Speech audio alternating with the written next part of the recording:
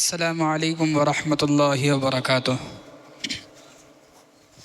حامدا ومصلیا اما بعد فاعوذ باللہ من الشیطان الرجیم بسم اللہ الرحمن الرحیم فذکر فإن الذکریٰ تنفع المؤمنین صدق اللہ العظیم۔ وقال النبی صلی اللہ علیہ وسلم انما الاعمال بالنیات او کما قال علیہ الصلاۃ والسلام۔ محترم سامعین اکرام، آج کی اس پر رونق محفل میں خواتین کی بقرعید کے موقع پر ہونے والی کوتاہیوں پر لب کشائی کرنا چاہتا ہوں۔ قربانی یہ سنت ابراہیمی ہے۔ قربانی کا مقصد اپنی نفسانی خواہشات کو ذبح کرنا اور اطاعت الہی میں زندگی کو گزارنا ہے۔ یہ تقوی، اخلاص اور ایثار کا امتحان بھی ہے۔ جس طرح مرد حضرات پر قربانی واجب ہے، اسی طریقے سے خواتین پر بھی الگ قربانی واجب ہے۔ گویا کہ اس کا مطلب یہ ہوا کہ یہ ایک عبادت ہے، اللہ کی طرف سے حکم نازل ہوا تو عبادات جیسے ادا کی جاتی ہیں تو ان کے ادا کرنے کے لیے کما حقہ ادا کرنے کے لیے عبادات کے ادا کرنے سے پہلے ہونے والی کوتاہیوں کو جاننا ضروری ہے، ورنہ عبادات کے قبول ہونے میں یا اس کے ثواب میں خلل آ جاتا ہے۔ عزیز ساتھیوں، میں چند کوتاہیوں کا ذکر کرتے چلتا ہوں۔ تنقید مقصود نہیں ہے، بلکہ فذکر فإن الذکریٰ تنفع المؤمنین کے آیت کے تحت چند چیزوں کو یاد دلانا چاہتا ہوں۔ پہلی کوتاہی یہ ہوتی ہے کہ اپنے ذمہ داری سے وہ لوگ غفلت کرتی ہیں۔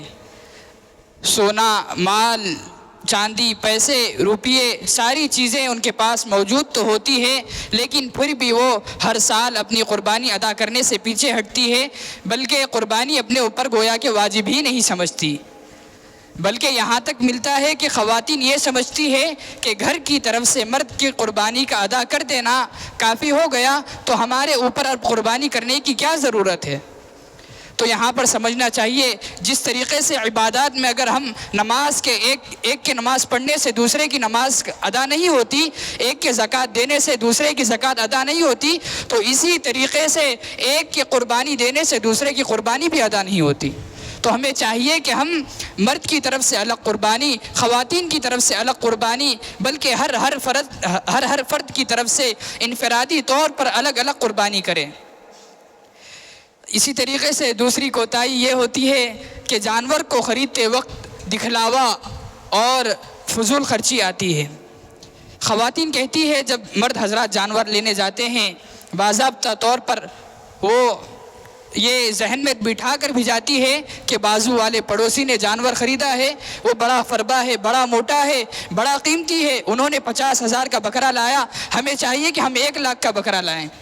یہ غلط بات ہے۔ قربانی اللہ کی اطاعت کے لیے ہے، اللہ کی محبت میں ذبح کرنے کا نام ہے۔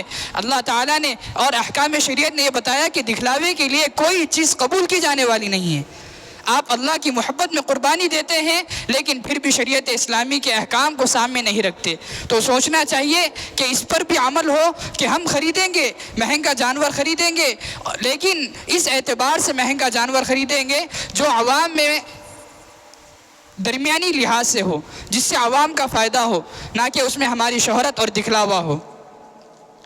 اسی طریقے سے ایک تیسری کوتاہی یہ ہوتی ہے کہ جو ہی جانور کی کٹائی ہو اور گوشت گھر کو پہنچتا ہے تو سب سے پہلے اچھا جو گوشت ہوتا ہے وہ گھر کے لیے نکال لیتے ہیں۔ منع نہیں ہے گھر کے لیے نکالنے کے لیے، بلکہ پوری قربانی گھر پر رکھ کر مستقل کھانے کی اجازت دی گئی، لیکن اللہ کے نبی صلی اللہ علیہ وسلم کا عمل سامنے رکھا جائے، صحابہ اور تابعین کے سیرت کے اوپر ایک نگاہ ڈالی جائے، تو احادیث اور اولیاء اکرام کے اقوال میں یہی ملتا ہے کہ قربانی کے گھر پر پہنچنے کے بعد سب سے پہلے چاہے گوشت اچھا ہو چاہے برا ہو، دونوں کو ملا کر 3 حصے طے کر لیے جائے۔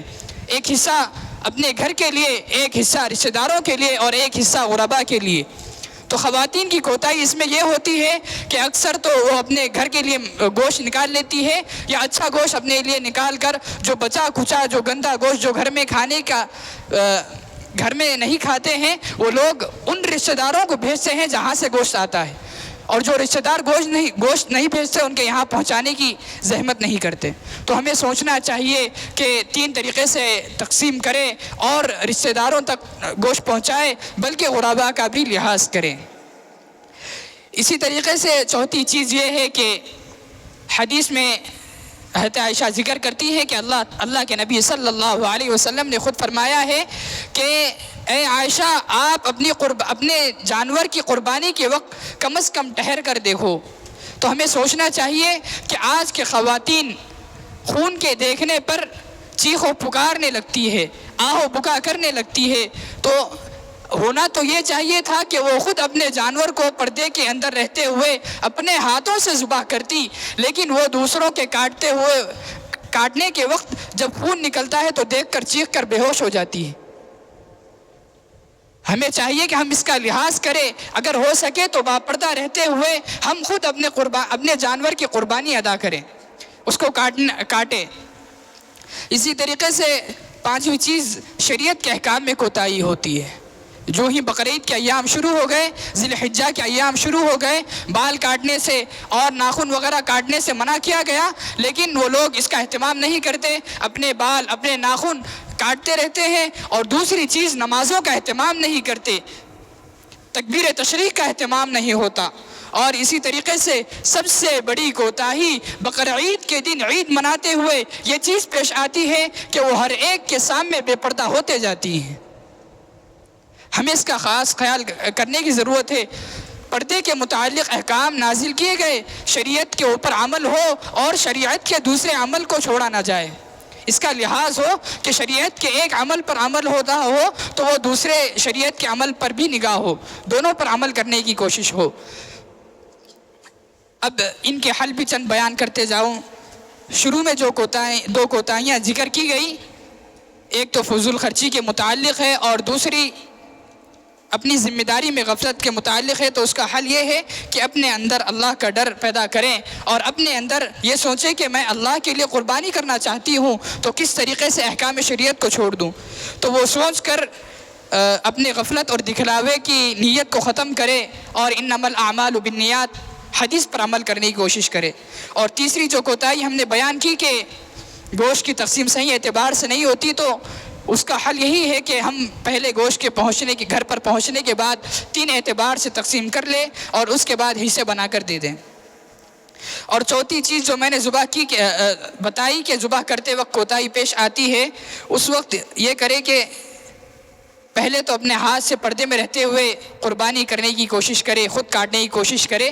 اگر نہ ہو تو حتی الامکان نئے جدید آلات کا استعمال کرتے ہوئے کم از کم ویڈیو کال پر تو اپنے قربانی کے ذبح ہوتے ہوئے دیکھ لے.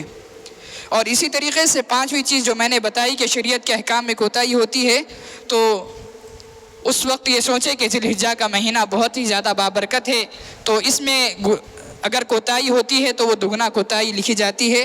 تو ہم اس کا اہتمام کریں، اس ڈر کو اپنے اندر پیدا کریں اور ہر وقت اپنے دل میں اللہ کا استحضار لائیں. اللہ تعالی ہم سب کو ان کہی گئی باتوں پر عمل کرنے کی توفیق عطا فرمائے اور کوتاہیوں سے بچائے. آمین. وآخر دعوانا الحمدللہ رب العالمین. إلى الكهف ينشر لكم ربكم من رحمته ويهيئ لكم من أمركم مرفقا.